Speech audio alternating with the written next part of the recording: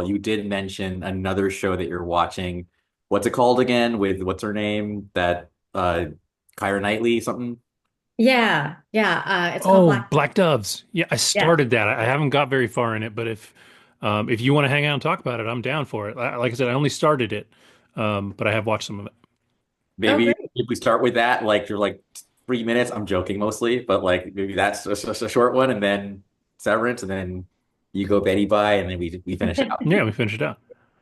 Yeah, absolutely. Yeah, I started Black Doves. I'm probably about I think I'm more than halfway done now because I'm on the fifth episode, and if I'm not mistaken, I think there's maybe about 9 episodes or so. Yeah, I think Um, so. yeah, and it's great. I really like it. So I would say it's definitely a thriller, suspense. Just the basic plot is that Keira Knightley plays this politician's wife, but she's also an assassin and spy on Mhm. the side. Husband doesn't have any idea that she lives this double life that she had before they even got married. So um, and in a twist of events, she's been having an affair on the side, and her lover is murdered. Mhm. And she's trying to figure out why he was killed. She's trying to get to the bottom of that. But as she's doing that, and she reconnects with their old assassin spy team, they uncover a much bigger plot. And so and it's involving many more people, involves politicians, and then I actually did a little bit of reading right before this podcast that it's loosely based on a real life scandal of Oh, cops that were spies in the UK that were connected in the like different political organizations. So I don't know how long ago that happened, but anyway, I thought that was interesting, and it's a fun, binge-worthy, easy to watch show. And in fact, like I'm a multitasker. Um, and or as I feel like, some people are not like Andrew, yeah. will like focus in on a show, which I think is great though, because then you give it like 100% attention. For me, I have shows where I can do that, but this falls in the bucket for me of just something I can keep on in the background, and then I can still like do my researching and do whatever it is that I need to do. But it's interesting enough for me to put things aside and want to stop and just watch it so I can follow the characters. But yeah, Yeah. I recommend it. Yeah, I started it. Funny enough, I think I started it as a dishwashing show. My TV's off to one side, the dishwasher's right there, or the sink's right there, and I can get stuff done and watch at the same time. And yeah, I agree. I think it's not so fast paced that like you have to be looking at it the whole time. Like there's good pauses and downtime in between, so you can catch it. While you're not looking away. But it is pretty compelling. The acting's really good. Like I said, I think I'm only through the third episode, um, and I think I think it is good. Like her kind of friend slash helper assassin dude is he's really fascinating. He kind of reminds me of like a Walmart Kit Harington almost. Like he kind of looks like Kit Harington, but not. Um, and you find out pretty early on that he's gay and he's got his own set of issues because of that, and a past relationship, and then yeah, her little dilemma, which I think is given away pretty much in the very beginning of the first episode. Like pretty quickly that she's married, her boyfriend or whatever you want to call him was murdered. As a matter of fact, I think that's the opening scene, his murder, and Yeah. then and then you find out that she's married to I don't know, their version of a senator or something. He's not prime minister, I don't think, but he's pretty important. And you come to find out in the first couple of episodes that she was placed there a long time ago. Like they have kids, they're married, like they've been living this life for a while. And yeah, it's a good spy show. It's not so popcorny that it's like cheesy. Like the premise of it almost sounds a little corny, and they definitely don't lean that way. Like it stays pretty dramatic the whole way through, and or at least from what I've seen. Um, And yeah, I like it. I would definitely recommend it. That looks like Rotten Tomatoes is 94% from the critics, 64% from the audience, which I can see. It tends to be, a little slow here and there. And maybe, people are looking for a little more action or something, but um, it's really solid. And kind of her handler, I think, is pretty solid too. The lady who plays her boss. Yeah. Um, so yeah, it's good. Definitely give it a watch. It's on Netflix and it's only been out for about a month, so you're not super far behind if you kick it off and watch it. So one thing that strikes me that might be novel is that, I think usually it's like James Bond is like the guy who kind of has like again, he never married, but the idea of like espionage mixed with like a little bit of like extramarital stuff, you think is more of a guy thing to do than a woman thing to do. So do you feel like that's part of what makes this kind of different or like at least appealing, at least from a critical standpoint? Just a question. Yeah, I think actually that's a interesting question because now that I think of it, most of these assassin spy thrillers historically have been male characters. Hmm.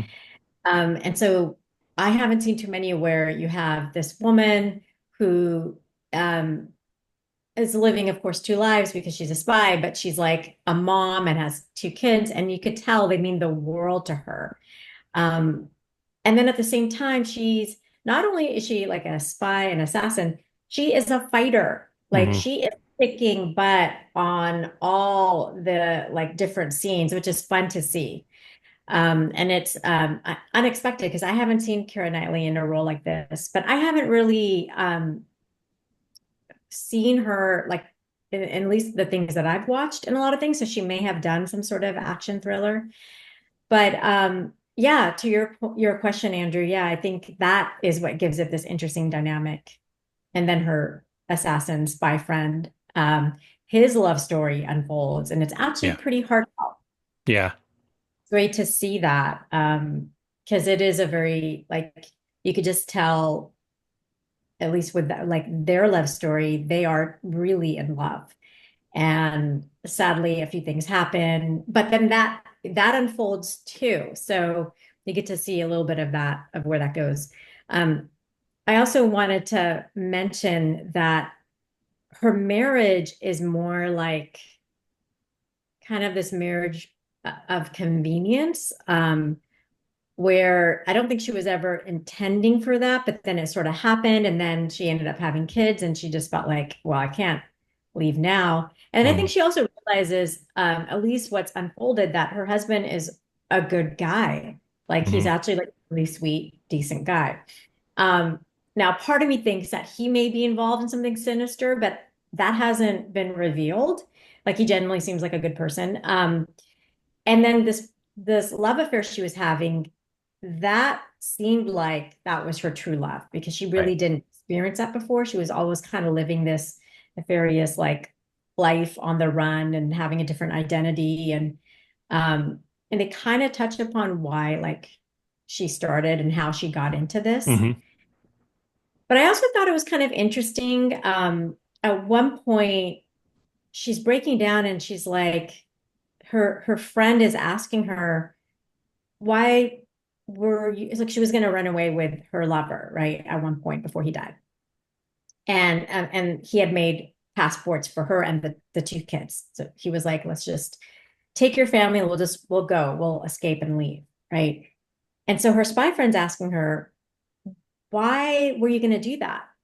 Was it because you wanted to escape this world, this like assassin world, or was it real? And I thought her answer was actually more of a real relatable answer where she was like, I don't know, because I don't really know who I am. And I just have been living this life, going through the motions, essentially, is what she was saying. And I have this connection and I just thought that was like a pretty relatable, answer in the sense of not so much the love, but it's more like I don't know who I am. I'm just kind of doing this. And I think so many of us have felt that in various points in our lives. So I just wanted to comment on that as well.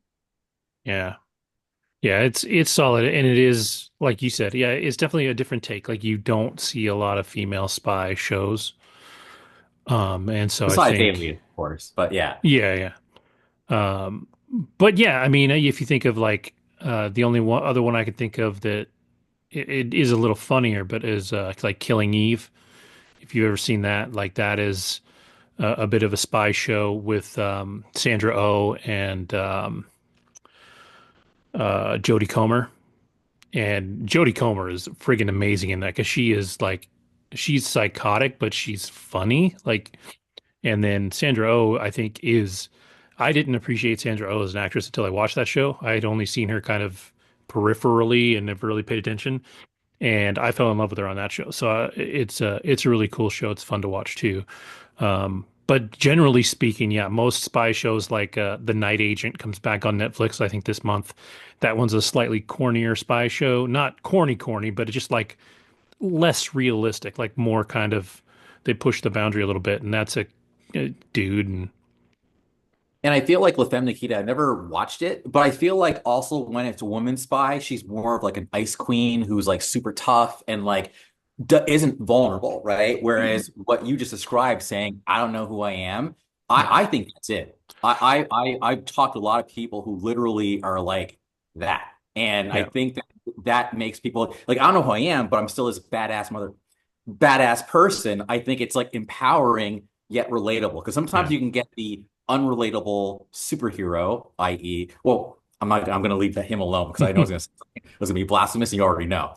But like you have the unrelatable one, but I think he's relatable in some ways because he has a family and kids, right? But then you've got the relatable ones, and that was what Marvel had over DC. Always got to take it back to Yeah. comics. Yeah. But yeah, I think that this might be the first like relatable, no psychological stuff going on. Because again, even with the Long Kiss Goodnight, like Hmm. that was a bit of a play because she wasn't aware, like she was activated and awakened, right? Yeah. Whereas this person hasn't, she had all her faculties, Yep. she's integrated in one person, and I'm talking too damn much. But basically, I was just going to say, yeah, I think I'm just trying to figure out why this resonated so much, and I think you hit it, Saloni. Honestly, Another thing too that you said that kind of reminded me too, like you brought up La Femme Nikita, and usually in spy films, when it's a female spy, they're sexy, like they have sex appeal to like mm, a much right? higher degree. Now, granted, Fancy, so does James Bond. Like James Bond, I mean, he's a player, right? So like it does kind of go both ways. But like, you have La Femme Nikita, you have Alias, you have shows like this where the women are the Black Widow. spies. Black Widow. There's a large amount of sex appeal involved with the female characters, especially. And nothing against Kiera Knightley. I think she's beautiful, but she doesn't really play that up in here. Like she is not out there in little slinky outfits, getting herself in trouble and all that. I think she's a badass, but she is a believably human woman, wife, mother, badass. Um, another show that's not a spy show that's kind of like this is the one with Carrie Russell right now that's on Netflix also. Um, she Mhm. is Oh shoot. She's I basically gotta look it she's up. the diplomat. It's called the diplomat. Okay. Because she's the diplomat for the US and the UK. And that show's really good. It's a little spyish. Like there's stuff going on that she's dealing with as a diplomat. She's not the spy. But in that one also, she's not, overtly sexy. Like the point is that she is a strong, intelligent woman that can do this stuff without, kind of selling herself. And I think I feel like those are important stories to tell right now because we've been doing the Other the thing. sex appeal stories for decades. So And this might be the first one with kids, now that I think about it. I can't, I don't know if, I never watched Alias, but I don't know if all those other ones had kids. I mean, yeah, she did it on They Alias. make it a big point of where part of their whole ritual Oh yeah, they is can't. getting, yeah, like when they're like teenagers. Because the whole thing is like, we want to make sure that you don't form attachment so you can be the ultimate killer. Yeah, So yeah, yeah, it's definitely like children. And for whatever reason, they always write it into women and not men, but it should be both ways. But, women's ability to have kids or women having kids is a weakness somehow rather than a strength a lot of the time, excellent you know, point. Yeah, you don't see Bond getting his tubes tied, right? at least not we know. And he should, man. There's probably little baby bonds all over the place at this point. Yes. Um, but I think that's interesting. The kid part does play into this in that um, I feel like almost every episode or repeatedly she has said, "Are my kids okay? Like, is my family okay?" Like for her, it comes back to that. And even there's like one scene where Kevin, I'm not sure if you've watched up to this part, but so there's a scene where she I don't want to do spoiler alerts, but she has to defend herself in her house and it quietly without waking up anyone. And the first thing uh, everything is stacked against her. Like she doesn't have a weapon, she's losing the fight. But her question is, my family, like that, like, are my kids gonna be okay? Are my family, is my family okay? And you could see the protective mechanism where it's like mama bear, like she's going to kill him because her kids are going to be threatened. Yeah. Like she feels like her family's going to be threatened. So she's going to find a way to get rid of him. And that theme does kind of play out a little bit because she does keep coming for her. It keeps coming back to that. hmm. And it makes sense. And to like, yes, it makes her more vulnerable in a way. Like she has to worry about that, but it does also, make her character stronger. It gives her something to fight for. And I think when that's done right, and respectfully, I think it works really well. So, Okay. And this is why you definitely did yourself in earlier, Salony, when you said, "Oh, I watched this show," and I'm like, "Oh, now you got to come." well, yeah, Content. and then that being a spy show, I'm going to use this as a segue because we're going to talk about Apple TV in just a second with Severance. But if you have Apple TV and you like spy shows that are um, maybe a hair more fun than Black Doves, but pretty solid, is Slow Horses on Apple TV with Gary Oldman. He's incredible.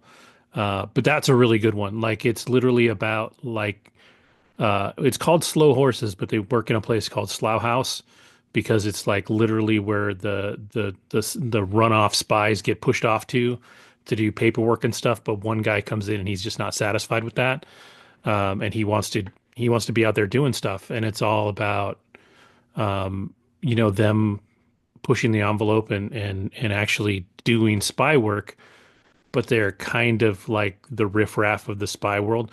Um, but it's good. It's a lot of fun. I think there's 4 or 5 seasons on Apple TV already, and they're already filming the next one.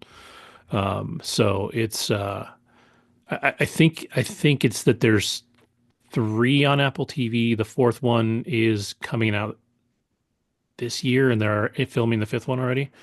Um, but it's really good. So I definitely recommend that one also, without diving into a whole explanation of it. But because it's an Apple TV, so is Severance, which we can talk about. How far into Severance did you guys get? I finished the pilot or the season 2, episode 1, I think, which is all it's out right now. So Oh, I so you finished. saw first season before too. It's funny Okay. you bring that up because like both you and Saloni had seen it before I did. So finally, when I started seeing the ads for season 2, I'm like, now's the perfect time to get caught up. We watch it, and just like how kind of when I rewatched Arcane with Saloni, I was catching all sorts of Hmm. stuff this time around. She was like, I'm catching all sorts of stuff. And I Okay. gotta say, like, Kevin, like, honestly, and I love you for this. Like, I feel like now that like we've known each other for all the like 2 years, if you recommend something, I trust you now because you said to me, Apple TV, Severance, you got to see it. You're gonna like it. I watched it. I loved it. It was to the point where when we get home, can we watch Severance? Like I was initiating the watching of Severance. So I loved it. I was very, very impressed. Yeah, it's funny because I was thinking about it today, and it's not really very often that I describe a show as a vibe. Like it's not a term that I use because I don't love it, but this show definitely is. Like there's a whole feel and a whole mood and a whole vibe to this show Atmosphere. Yeah. that makes that term very apropos. I think between the like a kind of 60s aesthetic and the camera work they do. and all that, and even the little village outside of town. Like it has a very specific feel to it that makes it work really well. Yeah. And I will say that the fact that it's in this corporate very stale, Hmm. Terrible, yeah. just very boring, bland, but retro-y corporate environment. I think many of us can relate to that, where you're just pushing paper, or in this case, they're doing something on these older computers. They don't even know what they're doing, what the purpose of the work is, but they know that they're supposed to do something with these numbers. And just the way it's set up, and how they're treated, they're almost treated, it's very childlike. Hmm. Like when Milchek rolls in the cart and he's like, okay, today, It's a melon party. yes, it's a melon party, and everyone's like, "Ooh, melon party," and it just, it's the typical corporate BS that you kind of Hmm. have to do it sometimes, and like, okay, we're gonna celebrate, blah blah blah, and everyone has to gather around and celebrate, even though you don't want to. So I do think it has that element of it as well, where you can relate, and you're just dying to get out and get your freedom, and you see these innies that want their freedom, and so yeah, but I don't. I've started just going more into the details of it. But I No. will also say real quick, Kevin, I'm glad you suggested it to Andrew, because I hadn't even done that. And that was because I watched it a few years ago. I remember loving it when I watched it, but because I felt like the gap had been, it had been a while, I didn't recall a lot of the scenes and the moments that I really Hmm. loved. And so when Andrew was watching it, I was rewatching it with him, and it was so great to do that, because it just like reinforced how powerful and how amazing the show is. And it helped to go back to catch all the details, and then do it just in time for season 2 to drop. Yeah. Great Yeah. timing. Yeah. Like I say, or I understand. Like I just like I knew this is the kind of show. Like it's smart. The longer you get into the season, the further you get into season one, the smarter it gets, the more interesting it gets. You start to, see these two sides of the world. I think it's interesting that in the office space, they only have the four characters, and you have like four distinct personalities of like co-workers in a corporate place. Like you have the old guy that's very like, I love the company, stodgy, everything's this way. You have the dude that's the manager that maybe is a little clueless, that's trying to figure his way out. You got the person that absolutely does not want to be there. And then you have like the butt kisser. Really. Like, yeah, like Oh, you've got a little bit of everything, and then you have, of course, the guy that feels like upper management in what's a Milicek, and then of course Patricia Arquette is amazing in her part.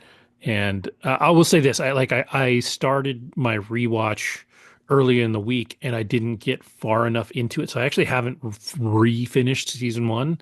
wow. So I haven't watched the first episode of season two, but I'm not worried Oh about spoilers or man. anything. Like, say anything you want because I'm gonna watch it, so it's not like it's gonna get spoiled really for me. But I'll let you guys lead a little bit, and I'll throw my 2 cents because you're gonna remember more of the details, obviously, than I am right now. But Huh. I mean, how do you want to do this? Because I almost want to say not to worry in a way. Like the first episode of season 2 is pretty much an establishment episode. So like hmm not much happens. But at the same time, if you remember how season 1 ended, hmm like that is kind of you do. So that is kind of Oh yeah. spoiler away because like I'll just say it. Like I feel like season 1, it just ramps up and then it's kind of like, but the thing is, like, you can either keep going up, which was what I was hoping for, but it's more of like reset, and that to me was kind of like, but at the same time, what I was telling Saloni is that, a huge part of what makes anything good, whether it's a show or a movie, is if you actually give a flying F about the characters. hmm And I feel like season 1 did a good job of like fleshing them out. And then season 2, episode 1, I think celebrates their bond. So I think that to me is what you get from that first episode. And once you get established that, then I think everything else that comes out after is just going to have more of an impact, whatever it is. So that's my kind of opening like description of season 2, episode 1? Yeah, I would say that just to piggyback off of that, that season two, episode one, for me felt like just the into introductory episode, setting the stage for this new next season. And it did feel a little anticlimactic just because, like Andrew was saying, it ended on such Yeah. a like a suspenseful note, and you wanted to know what happened. And this episode picks up from that, but it's not immediately from that. There's a gap in time, and that's explained. And what is clear is that the four of them really work well together. Now, at this point, their bond is real. And actually, Andrew and I were talking about this. There was this exchange with between Irving is his name, I believe, and Hmm. Dylan. And I absolutely loved it because they're like Irving is at this point just distraught. He wants to leave. He's upset and he's about to walk out the door. But Dylan talks to him, has this heartfelt conversation with him, letting him know that like you can't leave. I can't do this. Like I am really good at my job. I don't know what I do, but I'm really good at it, and I can't do it without you. And it does make it very clear that the four of them, whatever this dynamic is, and whatever it is that whatever work that they're doing, um, the four of them together are needed to work together to figure out how to work through this dynamic. So it was good to see that. And there are some changes and whatnot. Like initially, the opening scene is it's a different set of coworkers with Mark S. And then like three other coworkers, and you are disappointed. You're just like, okay, no, it's not the same chemistry. It's not the same friends and connection and dynamic. And then when the rest of them come back, you just feel like, okay, we can do this. We're gonna, go to the next episode and see what happens. Yeah, overall, I thought it was just establishing the tone of them coming back together. Yeah, I know. I did try to start season 2, episode 1 before recording, and I was just too damn tired and I fell asleep. But I had it on, so I saw the first maybe 15 minutes of it. So I know about that new crew. Um, the what's the old guy, Bob Balaban is his name. Mark W. He's been around forever. He's been in all kinds of stuff. So I like that. It, now I could be wrong because I fell asleep before they really explained it, but it seemed like Milicic was taking over Patricia Arquette's spot. That they brought in that like 12-year-old girl for Milicic's spot. Aliyah Shawkat from Arrested Development was one of the new people. So it's interesting because they do have some really solid actors that came in, but yeah, I think the whole point is that they're establishing that this is a team, but it's not the right team. Like they don't have what what the other group has. And I think there's a lot of really cool stuff from season 1 that has to be explored in season 2. Obviously, the finale, which was awesome to find out who Helly is. Um, Yes, of all that was people. that was a huge reveal. Yes. I thought that was awesome. They uh, when they first establish what Dylan his life outside, how he kind of accidentally finds out. In the closet. Yeah, like there's a lot of good stuff there, and then the just like his wife is alive, like that whole reveal. Like when does that come down? And like the heartbreaking bit when you find out Chris Walken outside of the place is living a relatively happy life, or at least seemingly happy life. Um, yeah, it's there's a lot from season 1 to carry into season 2 that they're gonna have. they're gonna have to work through. Now, granted, we've seen what, an hour out of 10 hours, so we got a long way to go. But yeah. Yeah, another thing about I like a show if I actually watch like the after show things where they do commentaries, right? So the commentary for this season, they are all saying get ready, strap in. Like this is going to be a crazy show. It's going to be wider, it's going to be a roller coaster. But all the things that were set up, I mean, we now know there's going to be some weird funky love triangle between Mark S, his like wife who's not his wife in the building, and then of course Helly, and you Mhm. definitely see by the end of the episode, Helly's absolutely like, show like what you're gonna do, because Helly's got a thing for him. Yeah. Another thing that I'll just say right now, and maybe it's whatever. I, as you know, Kevin, loved Lost. And I feel like Mhm. this show might end up becoming the closest thing to Lost since Lost, because it's a mystery. Like, what is Yeah. going on? What are they doing? What is this building? What is Lumen? By the way, cameo, Keanu Reeves I just actually, saw that. yeah, he voices the dang building. It's him. I didn't recognize it at first, but I saw it later when I Yeah. read about it online. So I'm gonna rewatch that and just like that's Keanu Reeves. Yeah. Um, Milicic, like what's his deal? Why is he always smiling in that uncanny valley way? Yeah, he's Um, he's a scary dude. he's a scary dude because he's so polite, but he's built and he can probably kick your ass. Yeah, Anyway, he looks like he'd then throw a car at me, man. yes, like Right.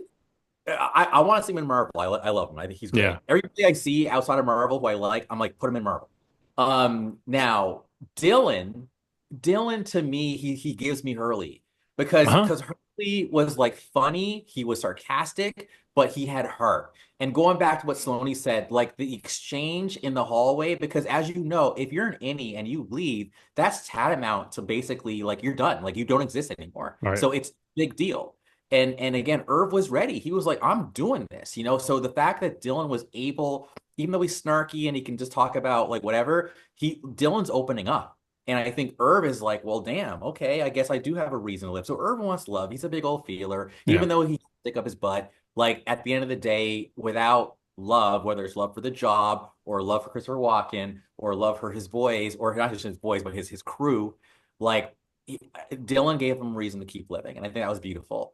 Um, and then just going back to the show in general, another thing I like about it is, as you guys know, whenever I watch something, I ask myself, who would I be and what would I do? So I remember when we were watching, I was absolutely like criticizing the hell out of Helly. Meanwhile, Sony's like, no, fight the power. Like, and I'm just like, Mate. no, dude, you have to like make the best of the situation. So I mark all day. If that makes me ask us, they're fine. I don't care. I'm trying to like figure this out. But you see Mark now, he has more like there's growth because in Uh-huh. this A episode, ton. Mark is absolutely fighting the power, and that's awesome, So anyhow, and Helly does something. I'll just say this. Helly, yeah, I'll just say Helly. I'll just say Helly disappointed me. I'll just say it. I'll leave it at that. Helly disappointed me. So now I'm just kind of like, see, that's why I didn't like her. No, I'm joking. But but she did. And but I think that's what makes the show compelling when characters do things that make you go, huh? So Mhm. yeah. And you don't expect her to No. disappoint in that way. I will say after this first episode, it really made me love Dylan a lot. Like I feel like Marcus, of course, he's like the kind of like the hero, the main guy. He has to be likable, and he is. But Dylan, just there's something about it. I think when he had that heartfelt talk with Irving, and I think he does bring the comedy, and he's real. I Mhm. feel like he's real. Like he would be someone, like I think all of us have probably worked with a Dylan before, like, and it is refreshing to have someone like that on a team, I think. So yeah, Yeah. well And I done. feel like Mark is like the everyman, right? Like they make him kind of relatable to everybody to a degree because he has to be your entry point, right? He's got to be the guy you can relate to so that you can take in the rest of this world and see all the weirdness.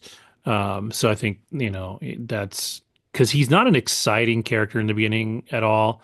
He's very nervous and kind of trying to figure himself out. He just lost his best friend. He's got got a new job, all this stuff, and then he screws it up right out of the gate. Like, he's not he's not great at his job, but he wants to be. Like he's kind of I think we again he's one of those people we've all been at some point in our lives, like trying to do something that we're not quite prepared for, and just rolling with it. Um, but yeah, watching the show, it's a really interesting like philosophical idea. Like you're talking about two different people at this point, right? And once you've committed to this, can you ever not do it? Because you're actively like if you're an Audi and you're putting your subconscious in there, your other part of yourself in there to work all day. If you quit that job, like you said, you're killing that part of yourself. And so like can you ever really do that? Like how to a degree you can because you don't really understand that other person. Like to you, that other person doesn't really exist, I guess, but like it's a trip. But it's funny because like I felt emotions well up in me as you said that because you talked about that other part of yourself. Whereas for me, I'm absolutely any rights, baby. Like, no, that's Hmm. a separate individual entirely that you have created without their consent. They've just been born into this world. And now we just get to like pull the plug when we feel like it. Like I think it is it's a wonderful ethical existential like concept that no one has ever come up with. And Ben Stiller of all people is Yep.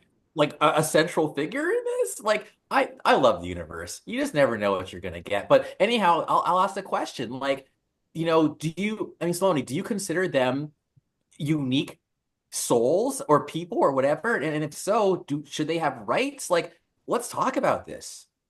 Yeah, I mean, that's a great point. Because they really can have different lives. Hmm. And I think, in fact, during the first season, Andrew, when we were watching it and you were getting caught up on it and whatnot, I remember we had a conversation about, and I think you said this, like Mark S is the man. He's got um, Oh yeah. He's got Heliar, the any situation going on. He's got his wife, who's now supposedly deceased, but then you realize she's not. So you've got that complicated factor. And then he's got at that time, like in the first season, he Still was seeing dating. this woman Yeah. and the doula. Yeah. So he had these Three. three women basically. So yeah, I guess you can have like these separate lives where you can have like a relationship. You can have all of that in your innie world, and then you've got your outie world. I will say though, I remember the very first or couple of first episodes, maybe first two or something, in season one, Mark S's best friend, who was his coworker, who decided to get unsevered or whatever it's Yeah, called, and there's a have name for it. I don't remember what it was, but yeah. yeah. And when he did that, it seemed like even though I guess he didn't follow the instructions properly, and so he ended up sadly dying, it did seem like he remembered everything. So it seemed like his inning outie, they converged back into Integration, is that what they like called it? Integrate. He got I think it's integrated. reintegration. Yeah. Reintegration. Yeah, yeah, yeah. reintegration, yeah. And you would have moments where you would have flashbacks and delusions and You whatnot. don't know who you are. That's right. They would talk about how you'd be sitting somewhere, but then you think you're in the office, but you're not. And it's like, Yeah. yeah, Well, I think the gotcha there was though, he did that in a way that nobody had ever done. So up until that point, the theory was that that couldn't be done. right. So when you were committing to this thing stayed in your brain afterwards because it was too dangerous to take out. So to most people, that's a permanent thing. So, um, you know, if you make reintegration mainstream so that when you quit your job and you want to go back. But I think the downside to that, this company, I don't think they want people to do that because I don't think they're doing things they want people to talk about. Right. So it's almost like their own NDA, right? Like you can't disclose Yeah. information about the work you're working on if you don't know what it is. That's a Uh, great point. That is brilliant. Actually, yes, the and companies like no way. yeah, like, and for me, so watching the show as a viewer, I 100% believe these are two different people. Yeah. Like, absolutely. As a person living that show, if you made the split, you would tell yourself over and over again that it's the exact same person in there, that it's just you. And I don't know that you would think about unless you found a way to go in and do exactly what they did and experience both sides. I don't know that you would think about that in the same way. Like, I don't know that you would really think about this other person doing all the work as a different person in some way. Which is why the show works. But Yeah. I'm the weirdo who like absolutely will be like, as soon as AI starts even acting like a human, I'll be like, yes, they have rights. Like I'm liberal with my um agency or whatever like you want to call it. Like, so I would be like, yeah, no, it's my body, but I'm sort of playing God right now, and I have just like birthed something, and I would respect it. And I would actually want to have conversations with it. I'd be the weird. I'd be like, yo, I do want to talk to my innie and be like, hey man, how are you doing? Actually, it sucks, man. Really? Yeah. Okay, what do you want to do about it now? Oh no. I mean, we can end this if you want. Like I would be that compassionate outie, if it was allowed. I think it is. But the thing is, apparently Helly's outie is like Hardcore the stay in worst there. outie Yeah. you possibly Yeah. have. Yeah, she's like, nope, you're not going anywhere. Yeah. Well, I mean, and you watch the show, and like I said, some of the implications of it are would actually be impressive. Like, you could send people into like a black site facility or some facility where they have to do work that they can't talk about. And now you can make it so they literally cannot. You can hire people that are, overqualified and maybe untrustworthy, but they can't be untrustworthy because it all stays in that spot.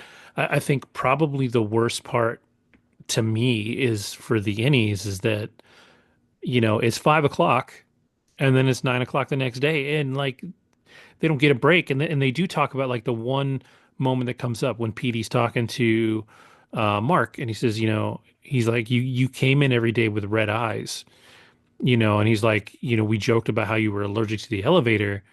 He's like, but you brought that outside life with you. Like, what he was trying to escape was the death of his wife, or what he thought was the death of his wife.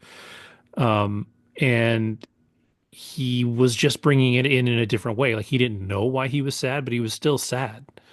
And so, like, you're also not caring for that person when you're on the outside because, whatever you do the night before, you know, those feelings, those emotions, or that you do that morning, like those things still go in there, but now they're in the subconscious, ruining that person's day or making their day better, depending on what you did in the morning, right? I don't know how you wake up, but like, you're not thinking about that person in most cases. So like, yeah, it is a conundrum for sure. Like, it's a thinker about like human rights. And like you said, it's um when it comes to AI, like, when are we talking about a conscious? At what point are we talking about a conscious versus, something else? And I'm actually in the same boat. Like, if it seems like AI is making decisions that are emotion based at some point, or at least,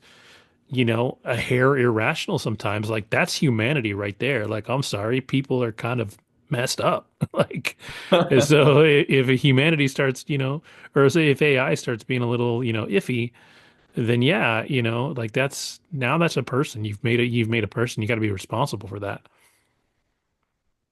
I mean, So, my position on the whole AI thing is, I mean, AI is of course still evolving and it yeah. still has a long way to go.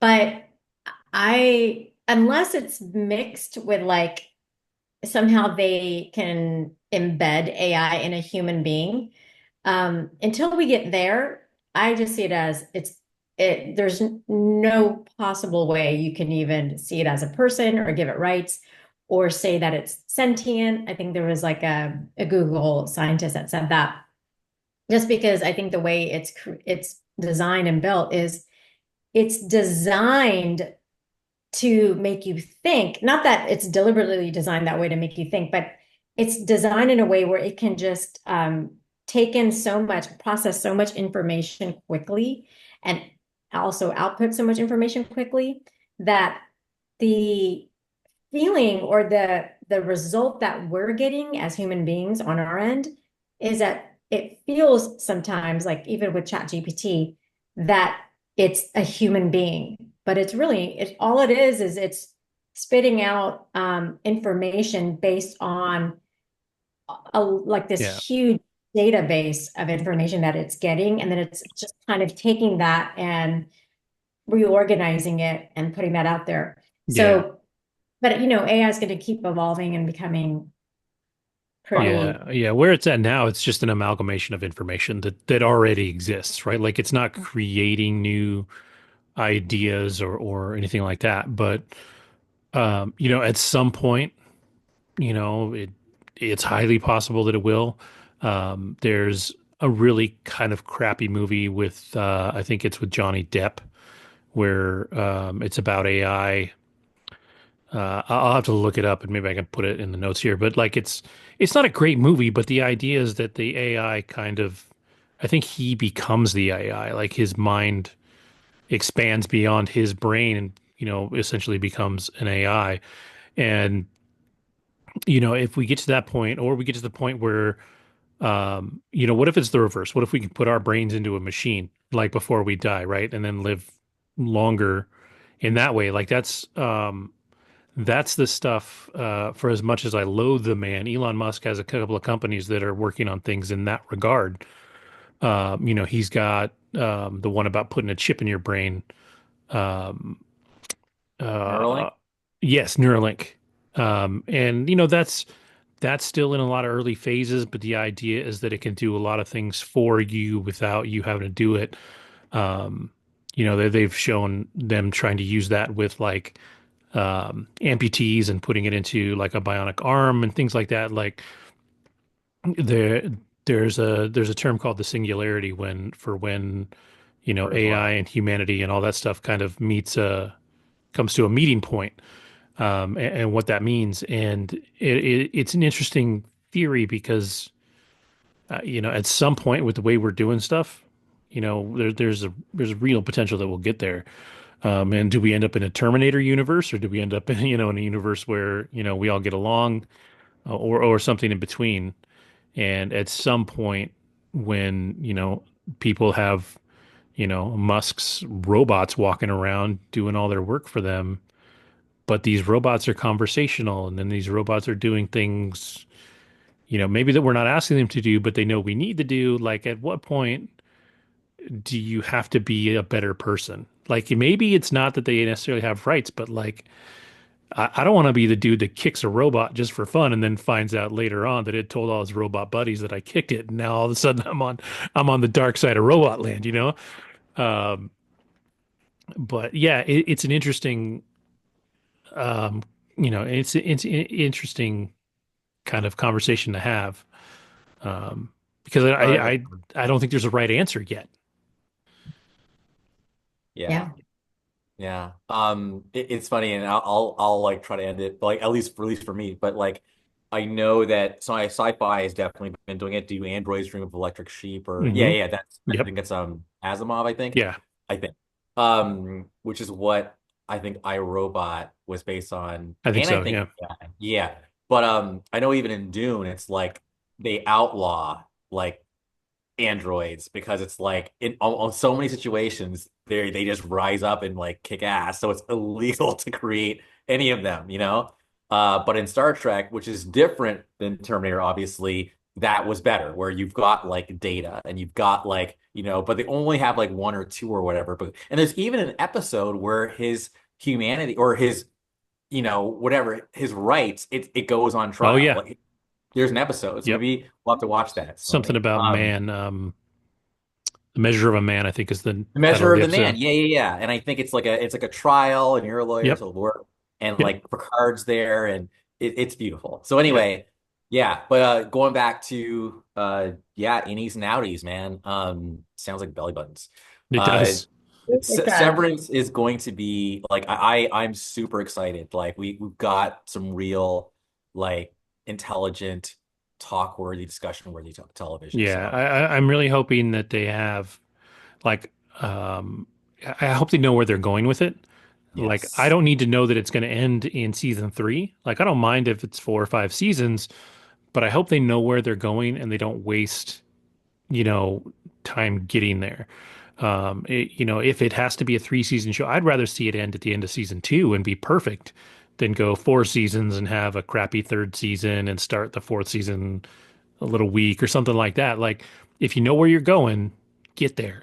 Leave people with the story you wanted to tell, and then tell a different story or tell a story in the same universe or something like that. But we're in a world now, and I think we're learning from British television, but we're still taking our time on it.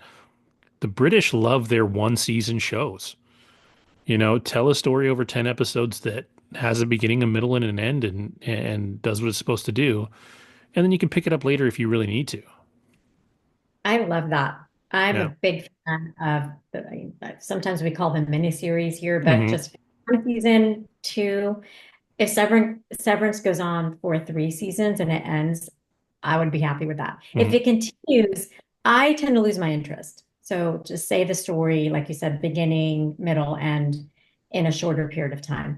And the waiting is hard for me personally. Like Yes. I Yes. don't like waiting. And who knows this about me? I do not like waiting 2 years for a show. I lose interest unless Yeah. like this case we went back and rewatched it, or you watched it. I had an opportunity to rewatch it. But outside of that, I'd rather do the shorter seasons, dropped around the same time, like season one, maybe 5 months, 6 months later, season two. That's what I would like to see Yeah. actually more. Well, that's funny because we had this conversation maybe 2 weeks ago about Stranger Things and how like I I know that it's coming out soon and I'm going to watch the last season, but part of me just doesn't care. Like I'm not as excited about it as I should be for a show of this like caliber because it's been so damn long. And if I want to catch up now to get ready for the last season, I've got to watch 4 seasons of this show. Like the timing is a killer. I actually 100% agree. I think if you go more than a calendar year between seasons, you're not doing it right. Shows should be filmed. You should finish one, know where you're going, write it, film it, put it out. Because you're going to lose momentum in a lot of ways. You're going to lose momentum in the writing room. You're going to lose momentum from the actors. You're going to lose momentum from potentially from directors. You're going to lose actors or directors because they have other projects. There's a lot of things involved with a project, and I think if you put too much space between them, you lose momentum. You will lose, no matter how good your product is, you will lose viewers if it's too long, if you can't keep it relevant. I completely agree. Yeah. Yeah. And I think in this day and age that we live in, we want things faster. Hmm. So I do think that like the production companies are gonna have to get on board with that. Yeah. I guess all I'll say to be contrarian is that I think some of the actors though like the break, so that way it gives them a chance to work on other things. If they're on the show, they're stuck with that show, and maybe they get burned out. Maybe the script quality isn't as good because they're not being as thoughtful about what they want to do. But and I do think Stranger Things is going to be huge no matter what. I think that it is actually probably one of the best shows Netflix has. I think it's like their Game of Thrones, in my opinion. And then going back to the British way, I wonder if that's a function of how film and television is financed. Because I feel like all these other countries, their governments actually give filmmakers money to do things. So whereas in the States, I feel like if your show isn't like hot, it's not getting any funding. But at the same time, if your show is hot, then it's like, oh, here's more money, make more. It's more commercially driven and less art driven. So you can be more ponderous and like, I don't want to make a lot of money. I just want to tell a good story. Okay, here you go. And then here's your one story, one season thing. All right, cool. All right, let's move on to the next organic. I'm sorry, being a dick, but whereas here it's like, nah, dude, you gotta make some McDonald's like as far as content. And I feel like but Well, balance and at the to end. be fair, in a lot of ways, that's Netflix now. Like Stranger Things is the outlier. Netflix lately has put out a lot of things that are not great because they're pumping out so much stuff that, they found some of their niches that work well. There's a new show that I can't remember the name of it, but it just came out, and all I saw was the picture of it, and I knew it was a Harlan Coben show. Harlan Coben is like a drama kind of thriller writer, and he's done a bunch of shows. He's written a ton of novels, and they've started turning them into shows for Netflix. And I think the advantage there is there are already books, and he's got these ideas for these things, and he is a crank 'em out kind of writer. The first one that I saw, I really liked. After that, they kind of fell off. And I think it's because of that mass production. Like Netflix is at the point where they're trying to keep creating content to keep people signing up for the service. And Apple, as an example, feels different than that. Like there's not More really a measured. low quality show on Apple. No. Yes. Um, and that like the one that I need to That's get back smart. to and watch is Silo. I'm hearing amazing things about the most recent season of the Silo. So I need to go back and watch that. They did like For All Mankind was great. So many shows on Apple TV, and it feels like when you watch them, like there's a care and an effort put into them that Netflix used to have, and they had with Stranger Things, for example. Even though it's been a long time to put it out, the quality of Stranger Things has always been been amazing. Like there's not a bad episode of Stranger Things. Um, but some of their movies and some of their shows aren't great, and I think they're just pumping out content to pump out content.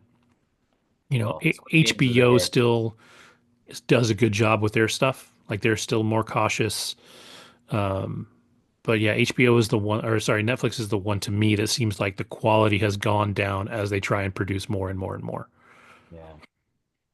Well, it is about I think yeah, I was just gonna basically like let you go, Saloni. Thank you so much for Yeah, coming. yeah, it's good. Good. I'm glad that we could co-op Andrew into watching this and hit him from two sides until he did. I think it's it's funny because he said that you were watching it, and I was like, I think like just from the conversations we've had about other shows, like I knew you would be like it would be your kind of show too. Like it's heady, it's smart, it's a little existential. It's got all kinds of good stuff in there for the thinking person. I'm glad that the two of you watched it. And I'm Yeah, glad you me came too. on to talk about it like that. It makes me happy. Yeah, thank you again for having me on, and I can't wait to watch the rest of the episodes. I'm looking forward to seeing how this season unfolds. So, yeah, thank you both again, Yeah. and bid you good night. And then there were two. And then there were. All righty. So what else do you have?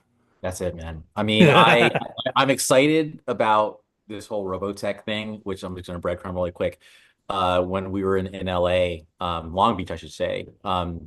Man, a lot went down. It's Robotech's 40th anniversary. And there's just I think I'll just say that, if we can get a gentleman named Tom Bateman on the show next week, he'll be the second person who is heavily Robotech based. We had, of course, Bill Spangler, the comic book writer, who was on a panelist. But it's the 40th anniversary of the series, and Robotech is really important because it really did kind of kick down the door Hmm. to Japanese animated work, aka anime, in the US. So that's like been my world besides just New Year's and the holidays and but yeah, I only had time for Severance really. I'm watching a few other things, but nothing I think that is really podcast worthy. So we can reservation dogs it away unless Yeah. you have something. Yeah. No, as a matter of fact, I haven't watched a lot, so I'm glad that I started Reservation Dogs. Um, it was fun talking about it with got dust in my Yes. face here. It was fun talking about it with Saloni beforehand. So for you, it's going to be a little rehashing, but um, so Reservation Dogs, it's on Hulu. There's three seasons. The third season is the last season. So if you start watching it, you can watch it all the way through. You can binge it. You can take your time, whatever. Um, It was originally made for FX, I believe, and Hulu. Um, and as far as like the temperament of it, I think if you've watched Atlanta with Donald Glover, Yes. it's very similar to that in tone. Like it has a good amount of dramatic bits to it. It has a good amount of comedy to it, and it kind of weaves those things in. There are some episodes that are almost strictly drama. There are a few that are almost strictly comedy, and it works really well. The show was created by the Native American creator named Sterling Harjo. yeah, Sterling Harjo, and then Taika Waititi. And Taika Waititi is Maori, which is the native New Zealanders. And so he has a respect for, kind of the spiritual native side of things. And so he worked really well with Sterling Harjo. And one of the things that I said beforehand, like I would definitely compare this show to something like Jojo Rabbit. If you're looking at Taika's body of work, it is not Thor: Love and Thunder. It's not even Thor Ragnarok. It marries that bit of humor with some really, really solid drama and some really interesting storytelling. And so the gist of the show is there's four Native American teenagers, all probably right around 16. The girl with the tie here behind me, her name is Laura Dannon, which is the name of a character from Willow, which is a running gag. Every time she introduces herself, somebody's like, "Oh, I liked Willow." It comes up a lot, and she's not necessarily the main character, but she's the closest to the leader of the gang, kind of thing. But she is getting her driver's license in the first season, so we're somewhere between 16 and 18, probably, right? This one over here is a girl named Willie Jack. She's hilarious. Like she's super funny. The guy kind of right behind my head, his name is Bear. He's kind of the pragmatic, kind of nervous one that doesn't want to do anything wrong. And then you've got the kid over here, Cheese, who is he's like the quiet, funny guy.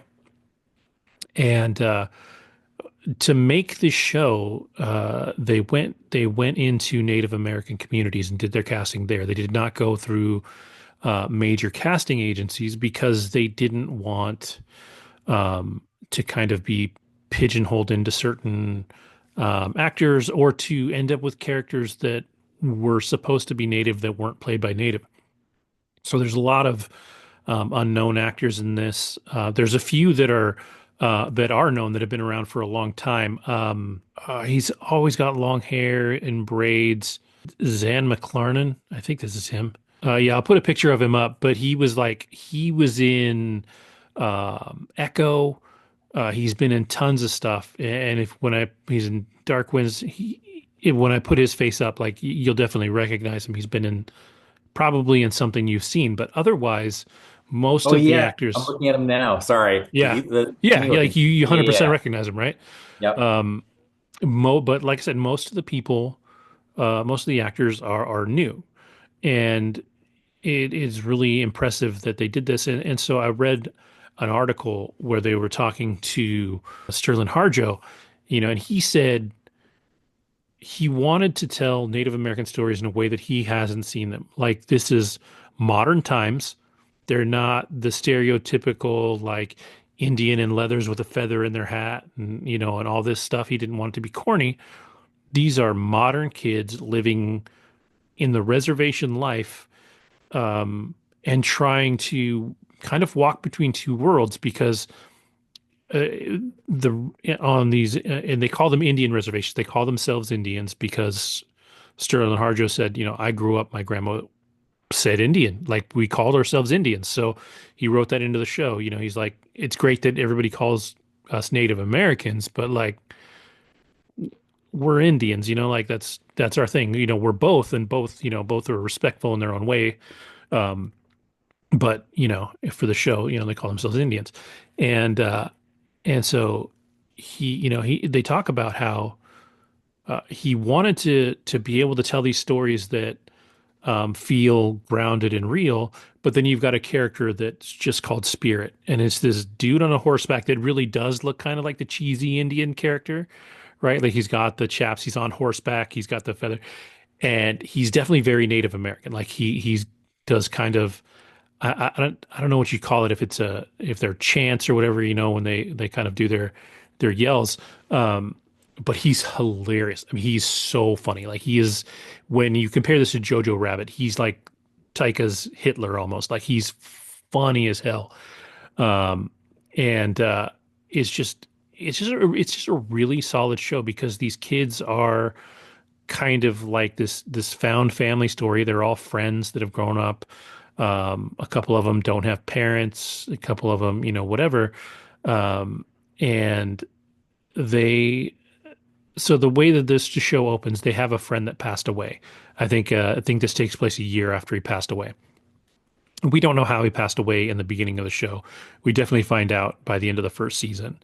Um, but they he always wanted to leave and go to California, and he wanted to take them to California. And so over time, they were saving up money. When he passed away, they felt like it was their kind of duty to him to continue to save money to leave for California. So the whole first season is about them saving money to effectively move away, to move to California. Now, as the show goes on, they kind of start to realize that maybe what they have at home, for as hard as it is, isn't isn't the worst thing in the world. You've got family and you've got these traditions that matter to them, and it's also funny because you have these elder characters in the show that are very much about their traditions, right? And these things that have been passed down, but they're also into like modern stuff, and they kind of forget. There's a scene in the episode that I just watched in season two where these two elders are trying, and they're a couple of idiots, but they're trying to help these kids, feel better. They think they put a curse on somebody, and basically used white people magic to do it. So it's a bad curse. They're trying to, kind of cleanse their souls. And, they start off, the two guys start off definitely very traditional. And as they go, you can tell like they don't quite know what the traditional thing is.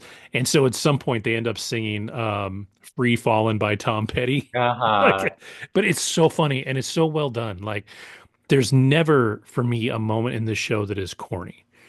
It takes itself seriously, even though it has, like I said, a good amount of comedy to it. Um, you definitely get the feel for what it's like in these communities. And I told the story in the pre-show. One of the things that I found very eye-opening and disheartening was when a friend and I went out to do some work in New Mexico, and we were driving along the freeway to get to this client site that we were at, that's out in the middle of nowhere.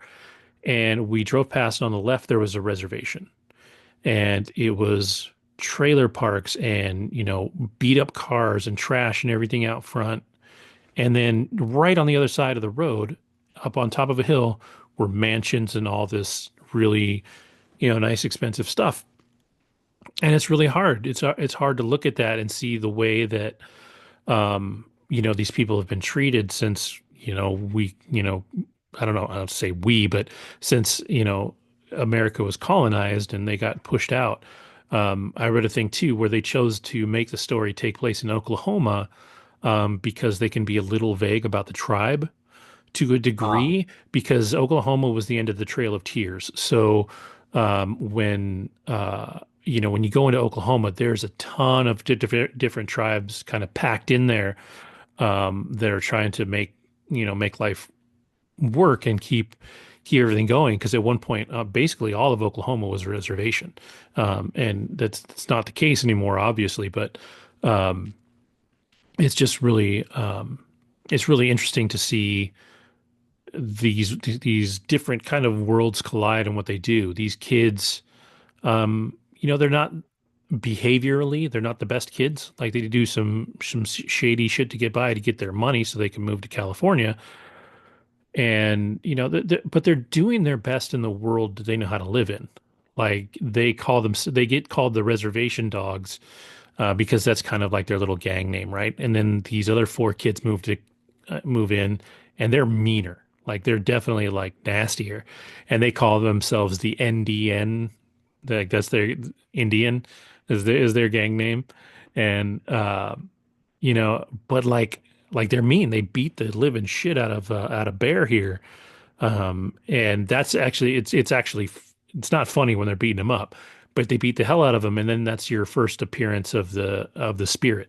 So he's kind of knocked out and whatever, and the spirit comes in and he's talking about how like he died at Custer's stand. He's like, I never killed anybody. He's like, I would have, but I didn't really get to. This stupid horse stepped into a pothole and fell on me and I died.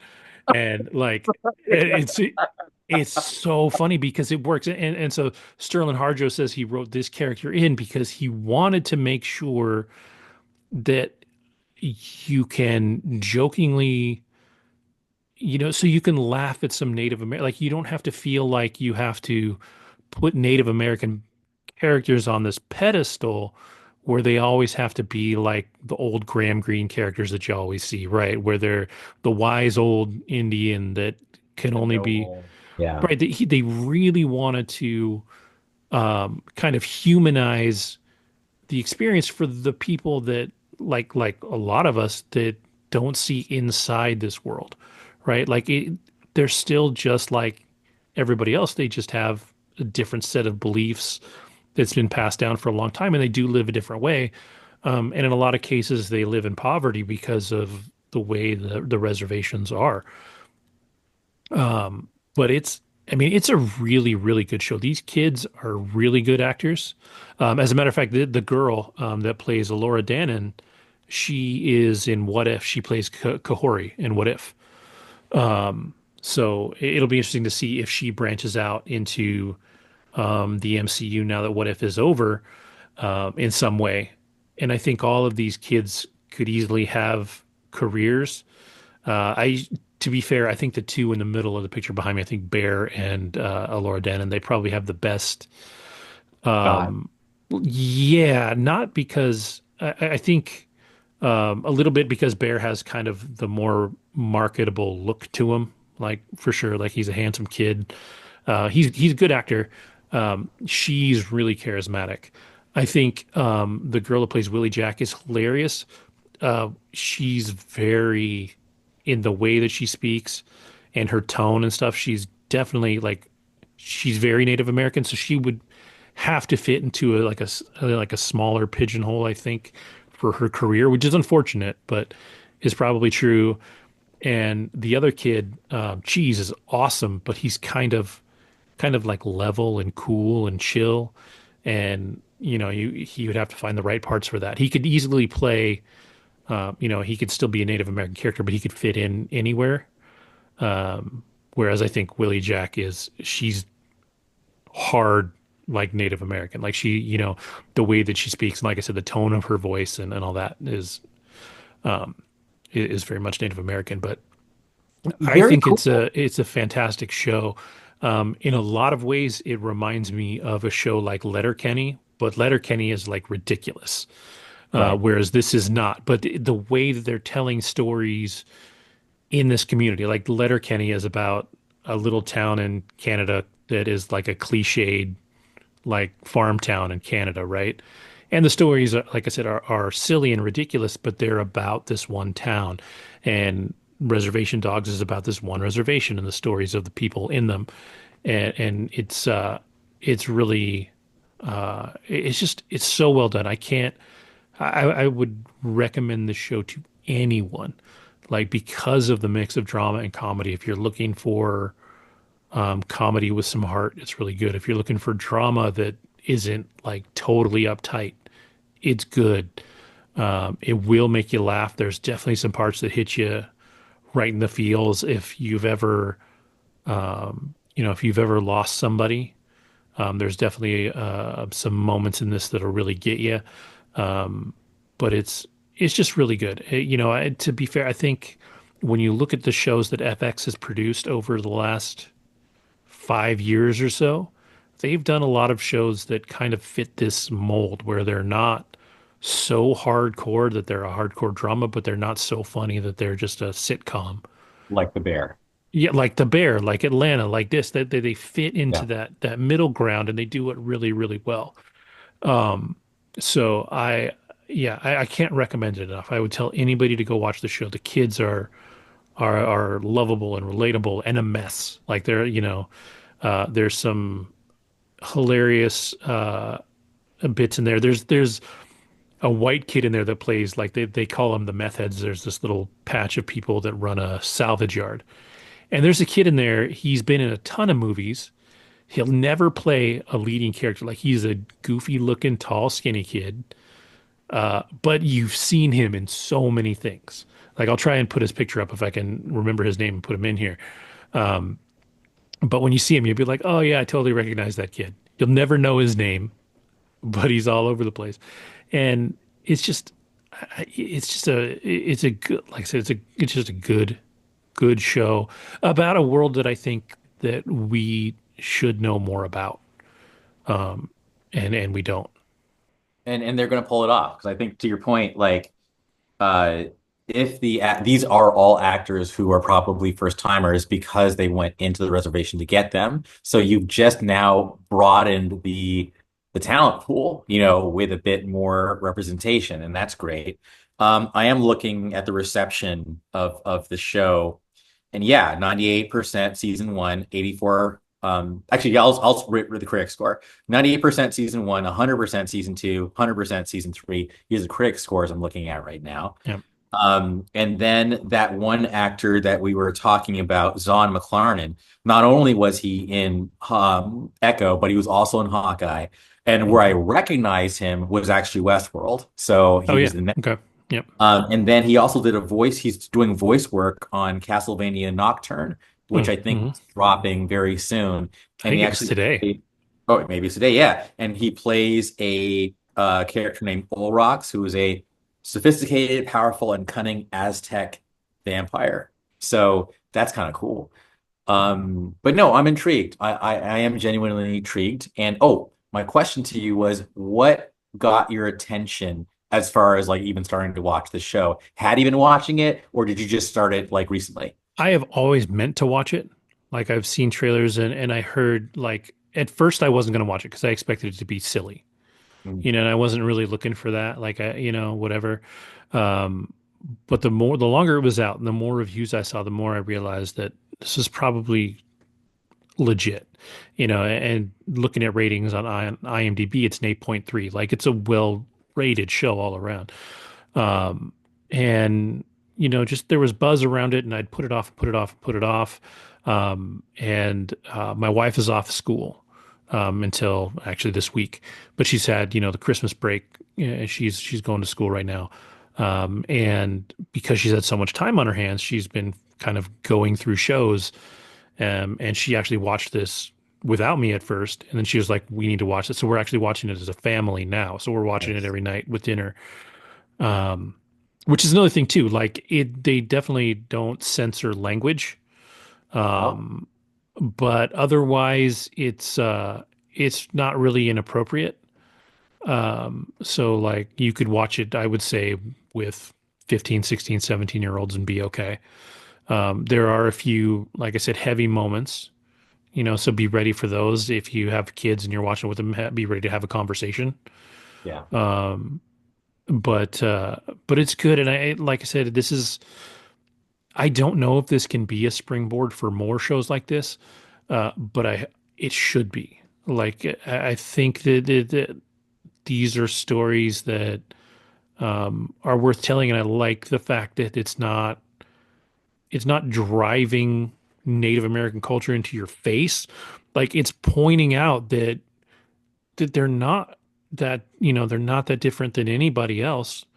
They do have a different set of beliefs and things like that, but overall, they're kids, their families, they're living in a town, that they live the exact same way as everybody else.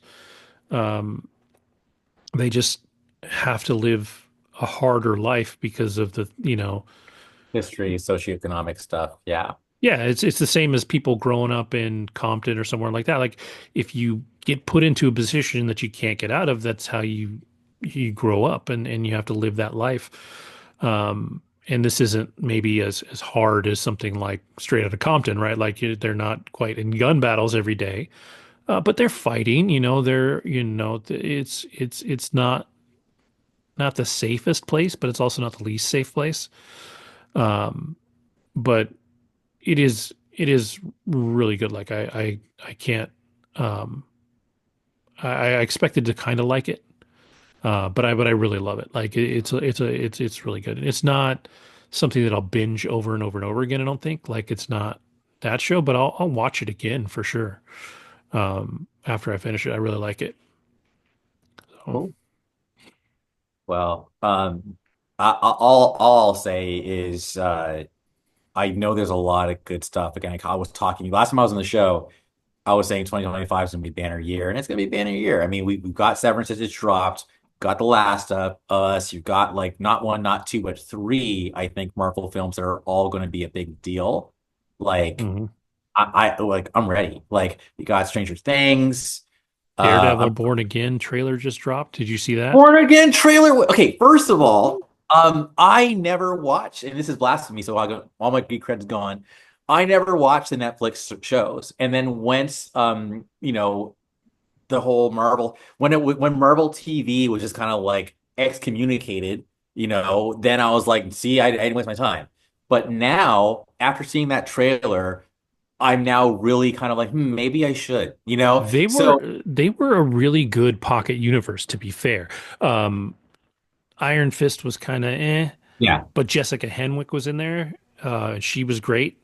I think they cast the wrong guy as Danny Rand. I don't think it was the wrong character or characterization. I don't think he was the right guy for the part. But I loved Daredevil. I loved Punisher. I loved Luke Cage. Simone Missick plays his love interest in that, and I've kind of fell in love with her. She's a beautiful woman. Um, Jessica Jones. I love what's her name that plays Jessica Jones. I know. She was Yeah, that. Yeah. but I love her. Like she's crazy in the best way, and she is in that. Like she's so good. And then if you get through all of those, at the end they did like a Kristen Ritter. Defenders. Was it Yeah, Kristen Ritter? Yeah, yeah, yeah. They did a Defenders episode where there was all of them together, and this was your street level superheroes universe. yeah. And I really liked all of them. I know some of them were a little problematic. I loved the dude that played Luke Cage. As a matter of fact, you were talking about Evil with Yes, and that's Luke Salony. Cage. Exactly. Yep. Yeah. And that's one of the reasons that I was actually really excited to watch Evil because I loved him in Luke Cage. Like he was so good. So I would definitely recommend those. It'll be a tough, it'll be a long It's a haul lot to because watch, which is why yeah, I'm not sure I will. But I do, and I do think though that they'll probably do this Born Again. I mean, it's even in the title, dude. It's a soft reboot, So I'm sure they'll make it where I'll be okay to start it, but I'll be. It'll help to go back. if I were to recommend anything, at least at the moment from what I've seen, I would try really hard to watch Daredevil and Yeah, Punisher. I think Punisher only has one Punisher. season, Yeah, but he is in it. yeah. So if you can get through those before it starts, it's March 4th. I think it's only 3 seasons of Daredevil and one season of Punisher. Okay. But Daredevil has some of the best fight choreography, Ever. period. Like it's great. That Uh, hallway scene. All I know is there's a hallway oh, scene with unreal. Punisher. So yeah, yeah. I know it's in Daredevil. It's him. No, but isn't Punisher in Daredevil though? Like in that scene? He's not in that scene. No, it's just him going down a Oh, hallway and just beating the shit out of dudes. Like he'll run into the door, but the camera's moving one direction the whole time. okay. It's incredible. Like just from a filmmaking standpoint, it's so well done, and it's a really It's a good show. It's a Brought really solid show. everybody back. Like that's what I think I like even in that trailer, I remember seeing I know there's a You woman, I got think Foggy, and then yeah, she's your yeah, bring her a bit. and Yep. she was like, I don't know. Like I was seeing that in the press, and all of a sudden I see the trailer and there she is. I'm like, dude, Well, yeah, I think in the original treatment, before they took a bunch of flack for it, I think they were just going to leave them out or have them killed off or something crazy. And people went nuts. People were like, no, if you're going to do this, you can't do that. Like maybe you kill them off during the show, but at least don't kill them off camera. Like that's disrespectful. The actress is Deborah Ann Woll. I can't, for the life of me, can't remember her character's name, but um, she's back. She actually is in the Punisher series. Also, she has an interesting relationship with Frank Castle. So I mean, those shows are they were good for and sure. they're on Disney Plus now. That's awesome. Hmm. So yeah, no, I'll just say this. I hope that this is the year. And I do think Marvel's been kind of quiet. Like Kevin Feige and all them have not been saying anything. And I think that's smart. It's just like, don't talk, do. And we only had, can you believe it? I think we only had one Marvel film last year, just one. I think so too. And, so that's smart. And then to come back with like, you know, I'm ready. I'm What's the ready for third one this year? it's going to be, unless it's 2026, but I think Thunderbolts. I think Thunderbolts it's is middle year. Thunderbolts is June or July. so then when is Fantastic Four? It's May. So it's Captain Hmm. America, Fantastic Four, and then Thunderbolts. I think it's all three. I Maybe know. Yeah, now all three are this year. release date. Okay, July 25th, 2025. Okay, so now let me look up Thunderbolts. So that's So then July Thunderbolts, I 25th. think, is June then. I'm not mistaken. It's crazy they'd be that close May. together. Okay, so I had them flipped. Okay, it's May. So Okay. Thunderbolts is May 2nd, Fantastic is July 25th, and then Captain America Is February. yeah, So that's we're gonna be eating good this year. yeah. I do. I know a lot of people. Like I've seen a lot of people say they're not excited for Captain America, or they're Yeah, I like, know. "Oh, I saw something that audiences didn't like the They pre-screening." they did I'm have to like, do some reshoots. They did. and dude, I don't care. Like, don't like I don't want to know any more about it than I've seen in the trailers. Like, I'm excited for it. I think it'll be interesting to see. This is one of those things where I think that Sam Wilson's character probably wasn't developed enough. Um, they need to add a little lightness to him. It's kind of like Captain Marvel, where you've got to lighten him up just a hair, not a ton, but a hair, because I didn't know it, but Anthony Mackie, and I've talked about this before on in Twisted Metal on Peacock. Anthony Mackie is hilarious. Like he's funny and very charismatic, and you kind of don't get that No. from Marvel, and I think that he needs that a little bit. So Yeah. Well, yeah. So yeah, I was gonna say, one last thing I was gonna say is like, it's vibranium suit. So like, I think a lot of us were, including myself, like, why didn't you take the damn serum? Sorry, but I feel like now it's like, okay, you have a vibranium suit, and oh, apparently, I think Tiamat, like the whole hand coming out of the that's gonna be in the movie too. So yes, yes, a lot anyway, of it I'm takes just place there. yeah. And then, I think the other thing they said is that his suit might be a Stark technology suit. Oh, So like there's a lot of stuff there that when you say he didn't take the serum, but if he's got a suit that's badass, that's all Tony Stark ever had. Granted, he was also a genius, but like true, but you're right. his Physically, yeah, suit, he wasn't yeah, stronger than anybody. yeah. And so if you play it right and tell the right story, and then they're going to have the new Falcon in this one too. Yes. Um, there's a lot there, and I think I'm excited for it. It seems like Bucky's not going to be in this, which is interesting to me. Like it feels like he should be in there somehow, but he's going to be I'm over in okay with Thunderbolt. that. So Yeah, I'm okay with that. I'm looking forward to seeing Bucky all Winter Soldiered out again. I yeah, feel I'm like stoked for all the Thunderbolts though. trailers, although we haven't even seen a Fantastic Four trailer yet, which is going to be exciting. Yeah, But I think like of all the trailers I've seen, it's Thunderbolts I actually liked the most. yeah, yeah. Thunderbolts has me genuinely excited. Like I do want to watch um, Captain America, no doubt. Like I'm going to see it in the theater. Take my kids to see it and watch it on the first opening weekend. Um, but I'm more excited for Thunderbolts. I might be more excited for Thunderbolts than Fantastic Four, Yeah, um, because also Fantastic Four right now is a little out there. Like they're doing this retro futuristic 60s thing, which I trust. Like I trust that it's going to be okay. The cast is awesome. Like, you know, I just need to just see it. But for now, Thunderbolts is the one that has me the most excited.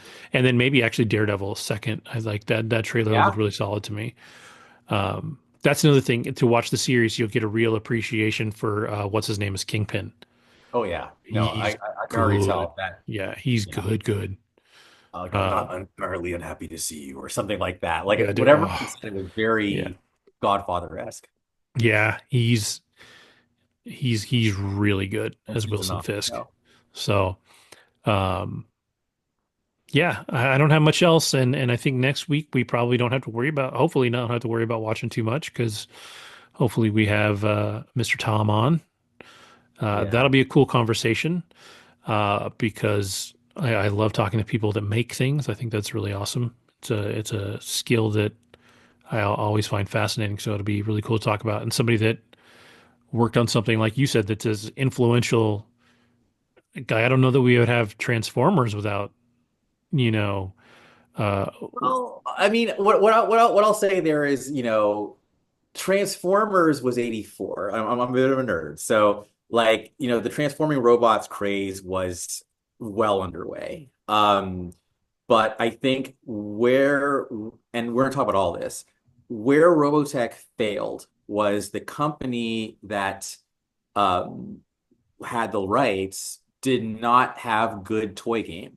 Without the Right. toys financing the show, you're done. And Hasbro, of course, was like the 800-pound gorilla back then, and they're even bigger now. But that said, there's going to be a lot of, I would say, kind of Feige, Ike Perlmutter, even politics that went on, and that he Hmm. was there for. Um, but I mean, but to piggyback on what you said, I do think that yes, Robotech was influential. It was like Transformers was here, Robotech was here, like 1 year later, and then Transformers, of course, went on to just keep on iterating because their business was sound. Yeah, Whereas, they had the toys, which is funny because really, I mean, to be fair, the first season of Transformers, actually, if you go back and watch it, wasn't that great. Like dude, uh, it was a toy commercial at the end yeah, of the yeah. and it's yeah, we've talked about this. It's kind of painful. I can't watch these episodes anymore. Not really. I mean, the first season's decent, but then it starts getting silly, and the movie is great. But it's another thing. Like if I wasn't a fan and I went back and watched the movie for the first time, I'd be like, okay, like I Yeah. wouldn't like, oh my God. But yeah, no. But Robotech, especially if you find the original broadcast version, which is not available, unfortunately. Like that's, I think it kind of holds up, Hmm. person. But the best version isn't out there, which is unfortunate. But now I feel Yeah. like I'm talking too much again. Well, yeah, but Robotech, I think, works because it was a well-made show. And then on top of that, because it's something that takes place in the far future, it doesn't age out. Like unless you really are trying to tell stories that are too based on like modern politics, but whatever. But like the stories in Robotech still work down the line because of their setting, right? Like it works a So, little better. and it's funny you say that too, because what's crazy is the SDF-1 crashes in 1999, and then the first Robotech War takes place between 2009 and 2012. It's hilarious. So now I used to think that okay, we've set it back, but now I'm like, no, no, no, it's okay. We have the multiverse now, so it just happened in that universe. Right. If I were to reboot it, I don't know if I would change it, but 2009 and 1999 and 85 was like there. So Like, far away, yeah. yeah. So it's just it's alternate universe stuff now. But outside of that, it's still, like you said, amazing storytelling. And it was the first multi-generational cartoon where you literally had like the first season was one generation, second season was like 15 years later, and then the third season was like maybe 3 years later or something like that. Like and there's whole new characters and it was expansive. Yeah. So I keep saying one more thing, but I'm so happy that you are actually going to be joining me because, I think Robotech is one of those shows where not a lot of people watched it. So the fact that you even have familiarity and you've Yeah. seen all of them, like I think is going to be huge. Yeah.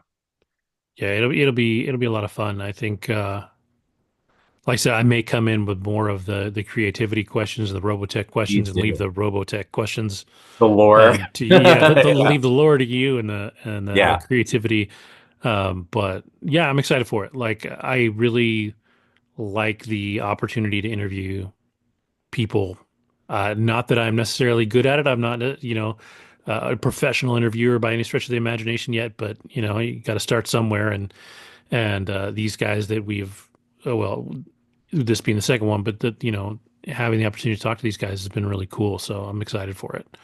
And I think if you aren't a Robotech fan, I think it'll still be interesting to hear the creative side of things. Um, and see what makes these guys tick a little bit. Because I think that was what was really cool about talking to Bill was that, you got to hear how, his childhood influenced everything that he did and how, he grew into that stuff. So I'm really so cool glad stuff. you brought up Bill because I met Bill in person Oh when I yeah. was out. And taking it all the way back to spy stuff, Bill had mentioned a spy show or a show called The Prisoner, Hmm. and it's about, what happens to spies after they retire. And the whole premise is they know all these secrets. So what do you do with them? So he's literally put on this like island, and it's like the uncanny valley where it's like he's trapped and he can't leave. And it's like a 60s show, but it's like yeah, like so he actually remembered to ask me, so did you watch it? And I'm like, I started it, but now that you asked me and you definitely remember recommending it, I'm going to finish it. So thank you for mentioning that. And Bill, thank you for recommending the show. I'm gonna finish The Prisoner. That's cool. I think that's awesome that Bill remembered you too, because like I imagine he does a lot of stuff. Like he still Yeah. sees a lot of people, even if I know like he's not doing as many interviews and things like that as he used to. Um, but I mean, he's got to have a lot of people in his brain, like so to be able to Right? remember us like that, that feels good. Yeah, man. But he was really cool, and I've seen some stuff with Tom Bateman, or at least listened to some stuff with him, and he seems pretty awesome. Did you meet him also? Oh, absolutely. Yeah, yeah. Like I met so many people just from the universe, a lot of the voice actors, like Min May's voice actor, Sean Phillips' voice actor. A lot of these actors are doing things like up to this day. Like they've gone on to like big things like Wendy Lee, like there's a lot of them. So it was really, as a matter of fact, like I got so much footage and so many pictures, I'm gonna put up a little like album on my own Facebook. I'll put some of these things up on Fanalog, which I've resurrected. So yeah, it was a pretty uh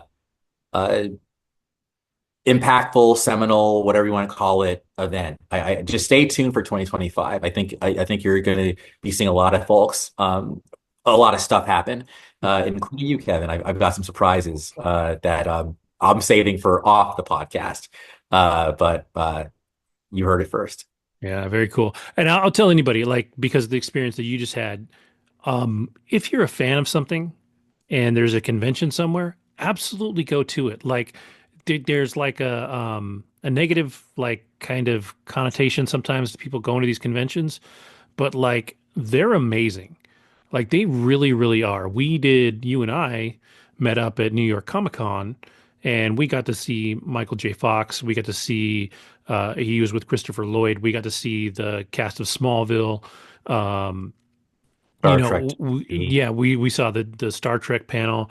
My wife is a huge Next Generation fan. I grew up on Star Trek, so we've been to a handful of Star Trek conventions. I got to sit front row for a full panel of the Next Generation crew.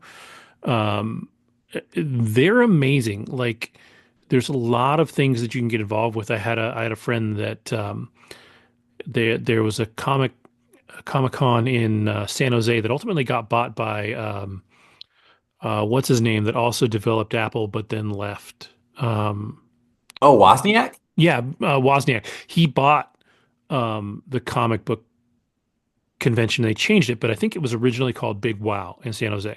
And I had a friend that worked it every year. Like that was his thing. And he knew, through this process, he had met Stan Lee at one point. He had, he talked regularly to Frank Cho, who's an artist. Like there's things that you can do with these conventions, especially if you make them sort of regular. You can meet people that are involved with them. If you know enough people, you can volunteer and work at them. I don't think they pay or pay very well, but you get an experience that you're not going to get anywhere else. And frankly, you build community, you meet friends, Hmm. and straight up, I'll just keep it real. It might be a great way for you to actually break into the business, like break into something that you want to work on. Because at the end of the day, it is about relationships.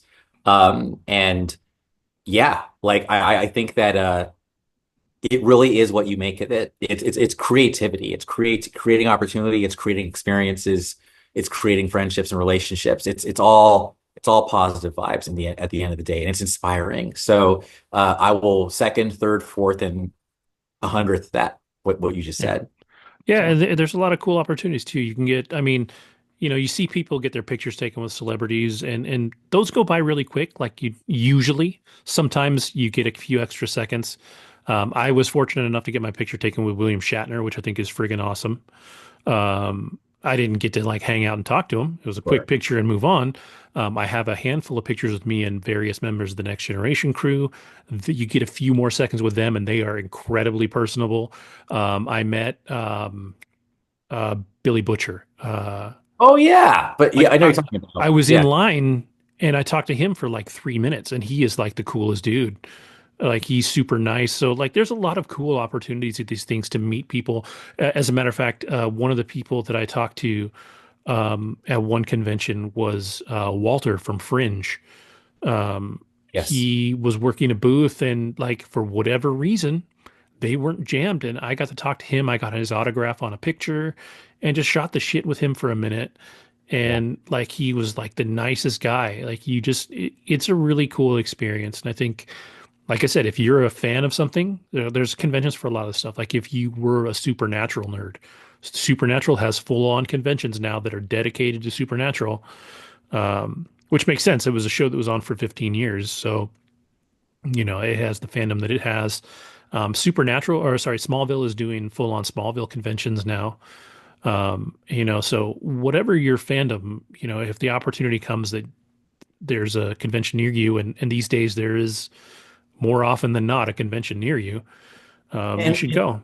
And one thing I'll also say, for Tom is that he created the first Robotech convention. It was a 10-year anniversary in 1995. He's from the Southland, he's from the LA area. So, and conventions are so important because we have to remember, like, we wouldn't have Star Trek today had it Hmm. not for the conventions that were started, I think, in the 60s or 70s. I I think think it it was was the 70s. Yeah. 70s, yeah. But it's like it really, I think conventions show like the powers that be who have the money that hey, there's demand for this. So again, if you're passionate about something, go to the convention, and if there isn't a convention, think about doing your own. Because he did, and he's done several conventions since then. And Anime LA, knowing Tom, literally the guy who like owns Anime LA personally called him and said, are you doing anything for 40th anniversary? Not really. Why not? You should.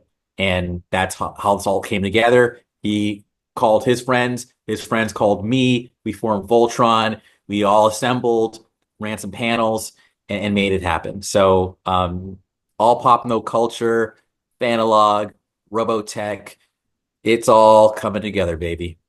Yeah. Yeah. It's like I said, it's cool, man. Don't you don't worry about it. Like, and the other thing too is like you don't have to go to a convention dressed up. No, You don't have to go full nerd out if you don't want to. But there's really cool stuff, and a lot of these places have like a floor where merchants are selling stuff. yes. People take the time to create their own stuff and sell it at these things. Um, Definitely worth checking out. Like I said, if you've got a fandom and it's there, the for the bigger ones, you want to get ahead of the game. If you want to try and get into a panel or something that is a little extra money, you want to be first in line or close to first in line to buy the tickets because they go pretty quick, depending on where you're at. Like if I was to go to New York, it'd be harder. Like if it's Rhode Island Comic Con, I probably have a better shot because it's a little smaller.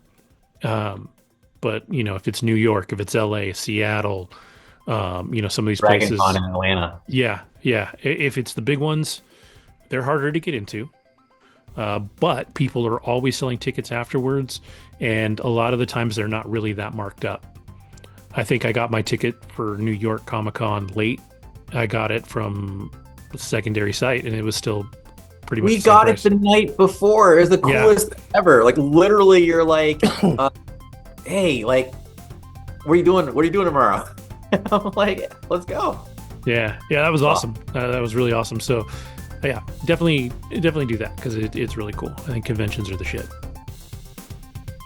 So, well, before we start talking about, I don't know, anything else that is random as hell, we should probably say goodnight. So to everybody watching, everybody listening, thank you. Have a great week, and we'll see you next time, hopefully with a super awesome interview.